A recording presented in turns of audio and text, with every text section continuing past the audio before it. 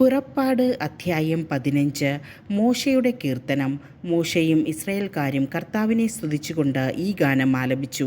കർത്താവിനെ ഞാൻ പാടി സ്തുതിക്കും, എന്തെന്നാൽ അവിടുന്ന് മഹത്വപൂർണമായ വിജയം നേടിയിരിക്കുന്നു.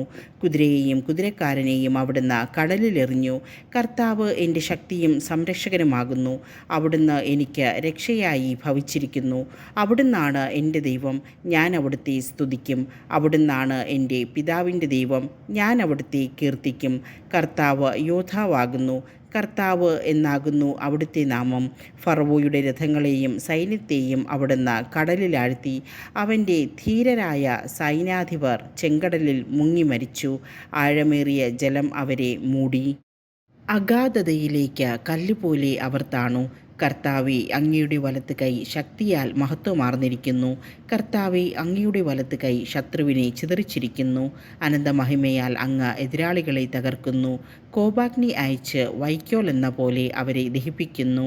അങ്ങയുടെ നിശ്വാസത്താൽ ജലം കുന്നുകൂടി, പ്രവാഹങ്ങൾ നിശ്ചലമായി, കടലിൻ്റെ ആഴങ്ങൾ ഉറഞ്ഞ കട്ടയായി. ശത്രു പറഞ്ഞു, ഞാൻ അവരെ പിന്തുടർന്ന് പിടികൂടും.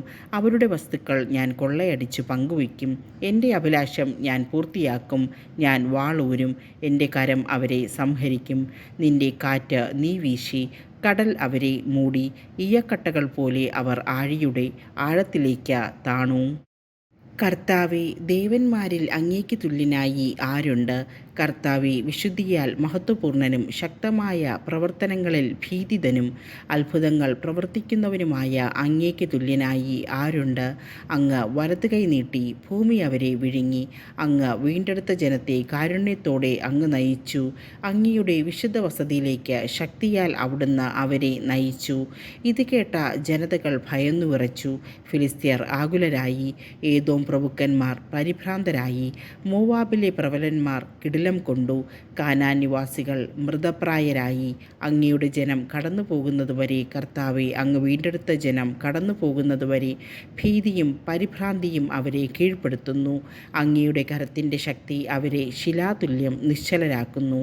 കർത്താവെ, അങ്ങ് അവരെ കൊണ്ടുവന്ന് അങ്ങയുടെ വിശുദ്ധ മലയിൽ അങ്ങേക്ക് വസിക്കാനായി ഒരുക്കിയിരിക്കുന്ന സ്ഥലത്ത് അങ്ങയുടെ കരങ്ങൾ സ്ഥാപിച്ച വിശുദ്ധ മന്ദിരത്തിൽ അവരെ നട്ടുപിടിപ്പിക്കും. കർത്താവ് എന്നേക്കും രാജാവായി ഭരിക്കും. ഫറവോയുടെ കുതിരകൾ തേരുകളോടും പടയാളികളോടും ഒന്നിച്ച് കടലിലേക്ക് ഇറങ്ങിച്ചെന്നപ്പോൾ കർത്താവ് കടൽ വെള്ളം അവരുടെ മേൽ തിരികെ പായിച്ചു. എന്നാൽ ഇസ്രായേൽ ജനം കടലിൻ്റെ നടുവെ വരണ്ട ഭൂമിയിലൂടെ കടന്നുപോയി. അപ്പോൾ പ്രവാചികയും അഹ്റോൻ്റെ സഹോദരിയുമായ മിരിയാം തപ്പ് കയ്യിലെടുത്തു. സ്ത്രീകളെല്ലാവരും തപ്പുകളെടുത്ത് നൃത്തം ചെയ്തുകൊണ്ട് അവളെ അനുഗമിച്ചു. മിരിയാം അവർക്ക് പാടിക്കൊടുത്തു, കർത്താവിനെ പാടി സ്തുതിക്കുവിൻ, എന്തെന്നാൽ അവിടുന്ന് മഹത്വപൂർണമായ വിജയം നേടിയിരിക്കുന്നു. കുതിരയെയും കുതിരക്കാരനെയും അവിടുന്ന് കടലിലെറിഞ്ഞു. മാറായിലെ ജലം. മോശ ഇസ്രായേൽക്കാരെ ചെങ്കടലിൽ നിന്ന് മുൻപോട്ട് നയിച്ചു. അവർ ഷൂർ മരുഭൂമിയിൽ പ്രവേശിച്ചു. മരുഭൂമിയിലൂടെ 3 ദിവസം യാത്ര ചെയ്തിട്ടും ഒരിടത്തും വെള്ളം കണ്ടെത്തിയില്ല. അവർ മാറ എന്ന സ്ഥലത്ത് വന്നു ചേർന്നു. അവിടുത്തെ വെള്ളം അവർക്ക് കുടിക്കാൻ കഴിഞ്ഞില്ല, അത് കയ്പുള്ളതായിരുന്നു. അക്കാരണത്താൽ ആ സ്ഥലത്തിന് മാറ എന്നു പേര് നൽകപ്പെട്ടു. ജനം മോശയ്ക്കെതിരെ പിറുപിറുത്തു, ഞങ്ങൾ എന്തു കുടിക്കും? അവൻ കർത്താവിനെ വിളിച്ചപേക്ഷിച്ചു. അവിടുന്ന് അവന് ഒരു തടിക്കഷ്ണം കാണിച്ചു കൊടുത്തു. അത് വെള്ളത്തിലിട്ടപ്പോൾ വെള്ളം മധുരിച്ചു. അവിടെ വെച്ച് അവിടുന്ന് അവർക്ക് ഒരു നിയമം നൽകി. അവിടുന്ന് അവരെ പരീക്ഷിച്ചു.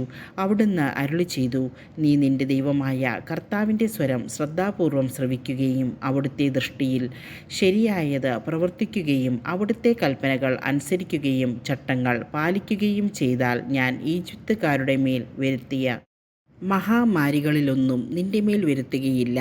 ഞാൻ നിന്നെ സുഖപ്പെടുത്തുന്ന കർത്താവാണ്. അതിനുശേഷം അവർ ഏലീം ദേശത്ത് വന്നു. അവിടെ 12 നീരുറവകളും 70 ഈന്തപ്പനകളും ഉണ്ടായിരുന്നു. അവിടെ ജലാശയത്തിന് സമീപം അവർ പാളയമടിച്ചു.